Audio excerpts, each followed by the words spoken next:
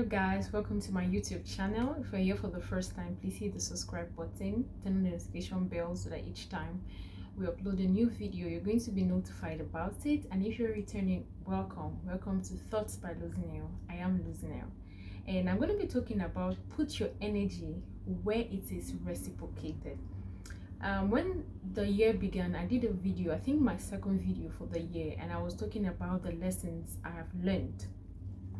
And I mentioned that one of the things that I've learned is that I should put my energy where it is reciprocated. So that's why I'm talking about this, and I pray that this will be a blessing to you. I must say that this is one of the biggest lessons I've learned in life, and being able to understand where I should be able to put in my capacity and when to let go of that aspect of my life.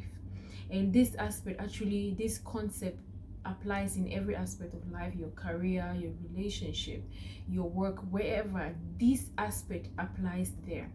And when I talk about energy, a science student will be going towards the different types of energy, such as mechanical, electrical, nuclear.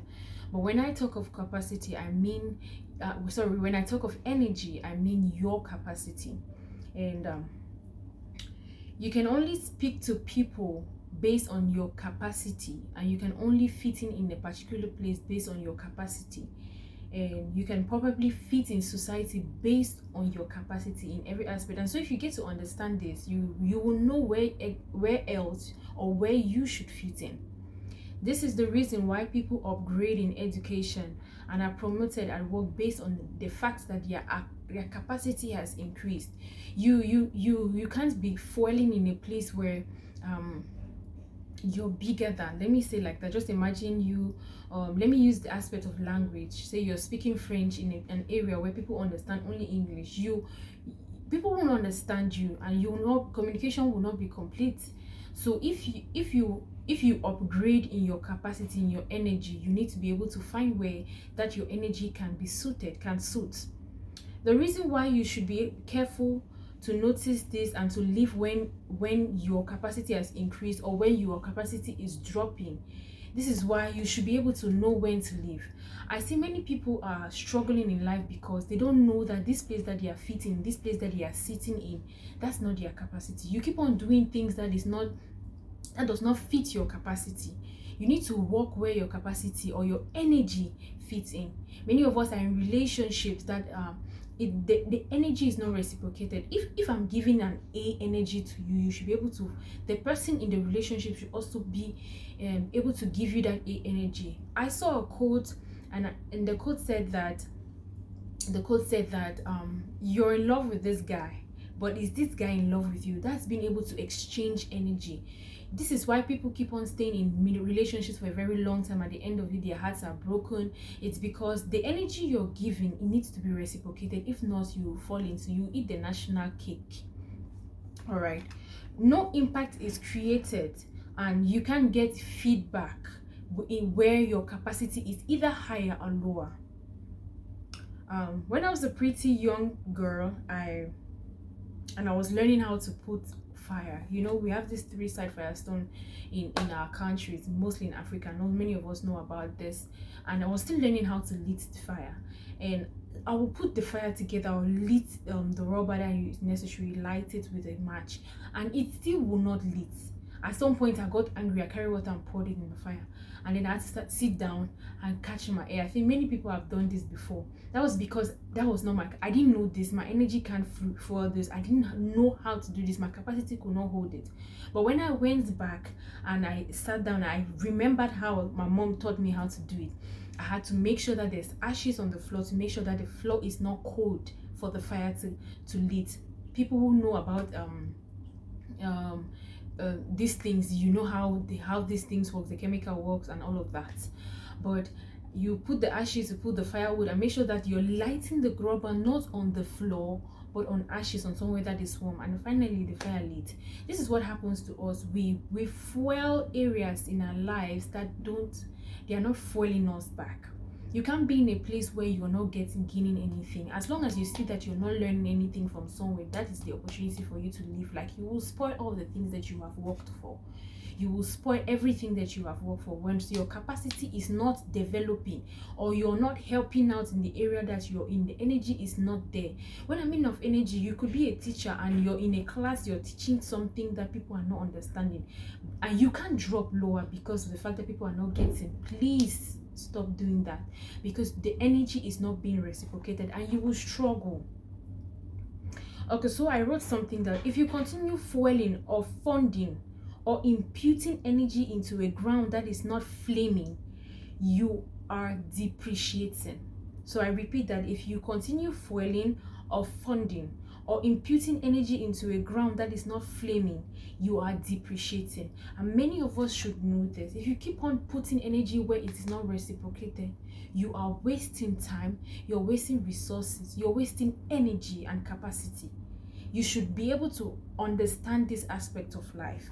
One reason why people don't excel in life is because they don't know their energy rate and capacity. You don't know what you're capable of doing. You don't know what you can handle. Many of us fail in life. We are stagnant because we don't know what you can do. We don't know our capacity. We don't know our energy. I'm sorry that I'm using these two words because I just want us to really understand this concept. What solution can you bring? That's your energy. And if you're bringing that solution and it's not being reciprocated, please change it. It doesn't mean that you should change your energy or change your solution you're bringing. Maybe you're just not in the right place, and positioning too, it matters. And you need to know the jurisdiction that you can work in. If, for example, I can't talk well, I should not be where I should not be. If I can't talk well and I really want to learn how to talk, I should know where to be. And if I'm well done, people who can't listen and I'm trying to talk, that's not my jurisdiction. I'm not working where I'm supposed to be. You know, if I don't know how to use sign language, I'm supposed to be where people don't understand how to talk. I need to know my jurisdiction. Many of us fail to understand this. You need to know your mandate. You need to know your mission for life. And then you'll be able to choose your life partner. You'll be able to choose who you can work with. If, for example, I'm not a good songwriter, as a singer, I need to be able to associate myself with somebody who writes songs. That's being able to be in a place where your energy is reciprocated. Because if you keep on giving in an area and then you're not receiving it, you will depreciate. You will depreciate. That's why people get into relationships and run out of it. Because I love when people run out of relationships because their energy is not reciprocated. If you're in a relationship and everything is centered on one person, it's only one person that gives, it's only one person that collects, no, this is not correct. Relationship is a give or take. So the energy has to be a circle. It should be going around. Everybody is doing the same thing in whatever capacity, but it must be the same energy and the same rate. If not, somebody will be lacking. Someone will be lacking. I want to talk a little bit on 1 Samuel chapter 25, verses 1 to 26. If you read this story, I'll read just a few verses since it's very long.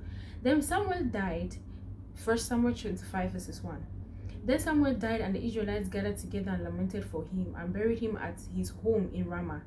And David arose and went down to the wilderness of Paran. Now there was a man in Moab, whose business was in Carmel.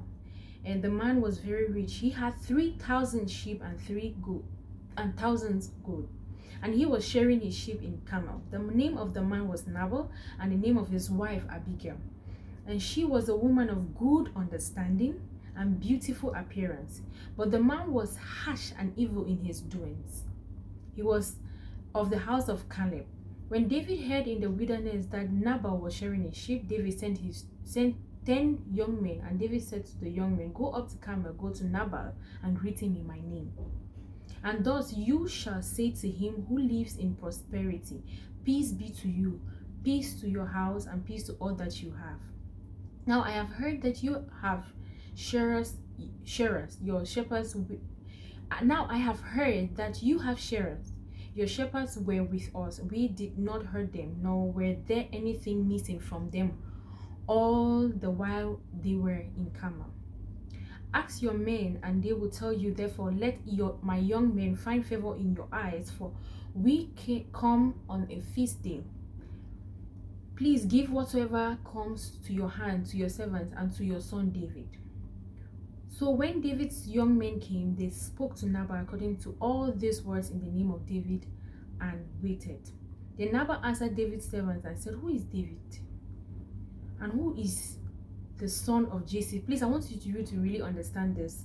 In verse 3, it says that the man was harsh and evil.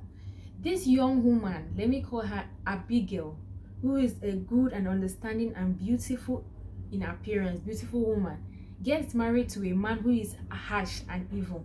So like it's two-way energy. So she is good and this man is evil. So there are two people who they are not even matching. Like they don't match. They are not compatible. Okay. And then so David now tells his servants to go to this man and speak in this particular manner, in his name, like use my name David and speak. This man is a very harsh man. And they come to him and he's asking, who is David? Who is David and who is the son of Jesse? There are many servants nowadays who break away, each one from his master. Because I know many people who break away. So this man just talks anyhow. Who break away from their masters and start calling themselves somebody who didn't know David in those days. Who didn't know about King David in those days. And even at this point, maybe he had not been king, but who did know David?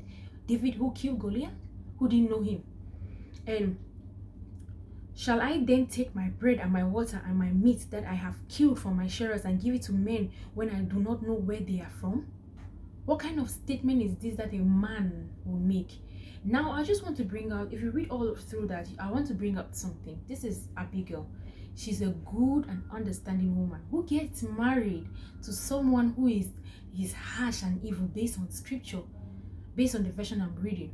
And so it shows that they were not compatible. How can you be giving energy in a place where it cannot be given? And so if you read through the story, it was Abigail who ended up helping the situation by doing what David actually wanted her husband to do. You get me? And so at the end of the day, Nabal's harshness and evilness ended up making him lose his life. But I just wanted to bring out this point. You need to be able to give your energy where it is reciprocated. Don't fuel where it's not fueling. Like you'll be depreciating. I can imagine how long this woman has been in this relationship and enduring in a man or with a man who is harsh and evil. You cannot be with a man who does not really who is not compatible with you. You can't be in that kind of situation. All right. So first you need to know your capacity to be able to know what you can contain and what you cannot contain. If I'm a good person, I cannot be with someone who is evil, someone who doesn't think alike with me. For example, I'm into humanitarian actions, and you can't work with somebody who doesn't have the art of humanity. You can't work with somebody who doesn't understand life, who is not in your capacity. This doesn't make them any way bad if someone is not into humanitarian actions or works. But you need to be able to work with people who are in your line. Like your capacity won't be able to be developed. You won't learn much from this kind of persons. If you find yourself in a relationship and can't receive your energy, your capacity, you guys will struggle a lot. There'll be a lot of struggles. You will be quarreling all the time. As you grow, you will understand that maturity is the first need for every successful relationship. You need to be mature enough to know that this one is not for me, no matter how much your emotions are invested in it. If you see that it can't go further, if you see that your energy is not being reciprocated, it is the right time for you to leave, especially if you're still in a courting situation. You'll be saving yourself a whole lot of stress in life. Men can easily dwell and inhibit actions, and immaturity in a lady can really fuel that aspect of them. You don't need to be how can you imagine uncivilized person working with a civilized person? You guys that's not compatibility. You need to be able to understand this. So now this is another aspect. Imagine someone who is having PhD teaching nursery students in a language that I cannot understand. I mean, like in his capacity, teaching nursery school children. Now, this is society. We find situations like this, but You will learn much as you as a person. You may be able to calm down, and when you calm down, your capacity is not increasing. You're not fueling your energy based on how you are supposed to. Understand this. Learn this because it will help you in your career. It will help you in knowing how to choose the right partner. This doesn't have to do with education or anything. It has to do with your capacity. Some people are educated, but yet their capacity is not as as high. Some people are not educated, but yet they have a very high capacity. It has to do with your IQ, your intelligence, and all of that. But you need to be able to work with that. That's why you see some people who are educated get married to people who are not educated, not because it's based on education, on how educated they are, but it's based on their IQ, their capacity. Fuel that same energy. I hope that this is a blessing to you, and let's learn how to make right choices in life. It is okay to stop doing something at some point. It's okay for you to know when to leave a job when it's not fueling you're not learning anything from there. Know when to leave a job, because I think that is one of the reasons why, or the things that will help you to know when to actually leave a job, to know when to actually leave a relationship, to know when to change a location or position and all of that. Also upgrade in your education. Maybe it has stayed for long. I think that knowledge increases every 8 months, and so you need to be able to know when to upgrade, learn new things. I hope this is a blessing to you. Have a wonderful week ahead.